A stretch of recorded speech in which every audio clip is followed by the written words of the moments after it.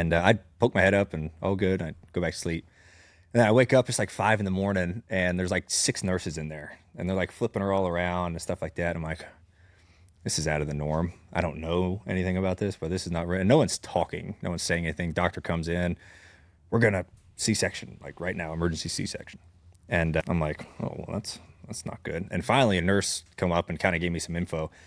And the doctor, she was like, well, let's wait like 20 minutes, and see what some readings are. And she comes back 5 minutes later. She's like, no, we're going. Like, we're going to bring you scrubs.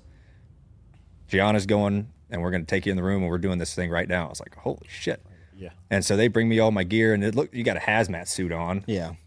So I'm like getting all my stuff on, and the nurse is like grabs me by the arm and like pulls me, and I'm like still trying to get my little shoes on. Takes me through a couple back doors, and boom, like Gianna's already Bright lights, all covered up, already cut open. Oh, I wasn't planning on seeing everything, but you did, by God. I eventually went over there after a few minutes. She was like, go, see him. Did that.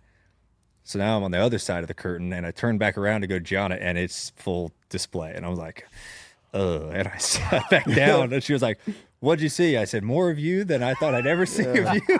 I've seen everything. That was a wacky experience right there. Isn't it so, like, and I've been like a C level, maybe a B minus level, like cup guy, celebrity for a decade, right? You are always used to people waiting on you hand and foot, pulling you, telling you where you got to go. And you're like, you go to a sponsor appearance, you go all these things. And like the focus is on you.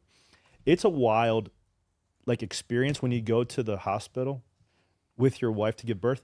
You're just like the husband is just like inconvenienced. Yeah.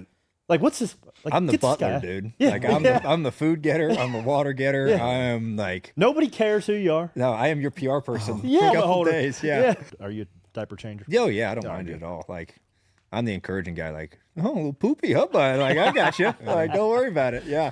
Hell yeah, dude. It's awesome. I like it.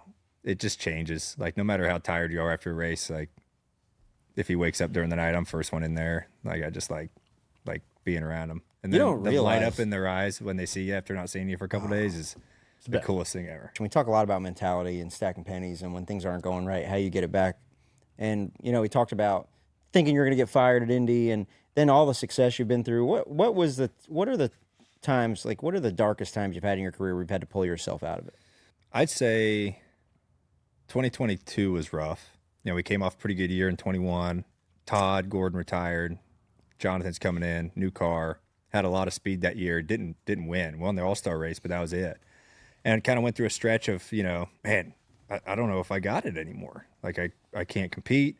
Joey won the championship in 22. We had a tough 3-race stretch there, too, where Homestead. Yeah, Vegas. And then came up short at Martinsville. Homestead. It was like a freak thing at Homestead, downshift instead of upshift on the access road. Finished second at Martinsville. So that was a rough little stretch from, 22 until we won the 600 in 23. I'm just like, man, can I do it? Like, I don't know if my teammates are winning. My teammate just won championship. I don't know if, I guess I can't do it. Like, I just don't know if I am good enough to be able to do it. And so that's why like the 600 win was emotional for me, because it was like, I tried to get better at, being more confident and stuff like that. And we can do this stuff. And I think you go through those lulls like that. And then you got, the outside world talking. I try not to let that affect me, but it does. It does affect you. Yeah. So I don't know. I just feel like trying to shift your mentality of like, don't pressure yourself so much, because now you got extra pressure of the already added pressure. So just keep believing in yourself and trust your guys and trust yourself. And hopefully it comes around. And fortunately it did. I remember sitting in Jefferson Hodges' office the end of 22, and I started the year with Cindric, won the 500, and then won the All-Star race with you, and we had a great year, and just being like, man, I just feel like we all suck. And he's like, look, what are you talking about? Because as awesome as it was to see your teammate win the championship, it's also like, you also sit there like, why can't we do that? Yeah. Like it's twofold. Yeah. It's tough. And then you start working harder, right? You spend more time in the sim. You have more meetings just to talk about meetings, to check the box. And then you start grabbing the reins even harder. Yeah. And then the most of the success is when you're letting it rip and you're light-handed, right? Yeah. Overthinking to me is a bad thing. Like it's good to go through your process and like be prepared, but like overthinking I think is a huge hurt. At least that's how I think about it. So like just trying to be more open to things of just like, well, because people like media will ask like if we have a new rules package, like, what do you think? What do you expect? I'm like, I don't know what to expect. So I'm not gonna lose sleep over what I think it's gonna be. I'm just gonna see what it's like in practice and we're gonna go from there. We hear, trust the process. I got to go through my process, right? It's almost like another word, like execution. Like, okay, what's executing look like, right? And now you have so many more tools. You have all the tools you could possibly want to be a cup driver, a cup winner now.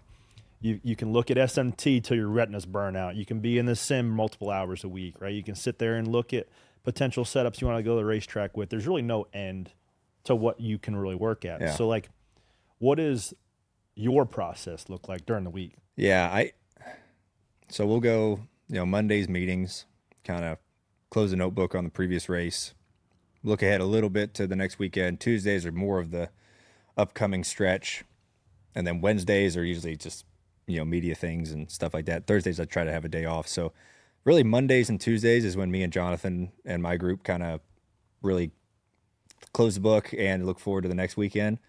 And I'll do some sim. I'll do sim before road courses just to kind of visually get back in that mindset. But like as far as SMT goes, I don't wear that thing out. Like I'll watch it during practice. Like if I'm in group 2, I'll watch a couple guys in group 1. And then after I get done practicing, I'll watch it and watch a little qualifying stuff. But I have never been successful at looking at guys on SMT and trying to drive like that person.